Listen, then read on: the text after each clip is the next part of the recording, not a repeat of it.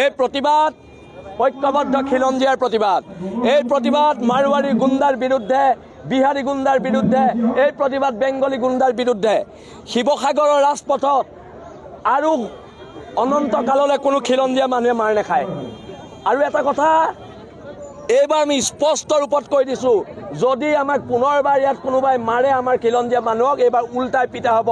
ন' FIR, ন' cash, direct action, একদম চিধা কথা।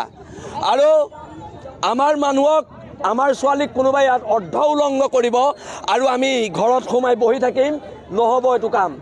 আমি আছোঁ শিৱসাগৰ খিলঞ্জীয়া মানুহ, প্ৰত্যেক মানুহ, দল সংগঠন সকলো ঐক্যবদ্ধ হৈ ওলাই আহিছে আৰু এইটো জাতিৰ বাবে শুভ লক্ষণ। আৰু আমি জীয়া জাতি হয়, মৰে অসম জীয়ে কোন, জীয়ে অসম মৰে কোন। কিন্তু তল পৰি আৰু জীয়াই থকা নহ'ব। হ'ব পাৰোঁ দুখীয়া, আমি তহঁতৰ গোলাম নহয়। আঁঠুকাৰী অধিকাৰ খোজা আমাৰ নিয়ম নহয়, নিয়ম নহয় আৰু নিয়ম নহয়।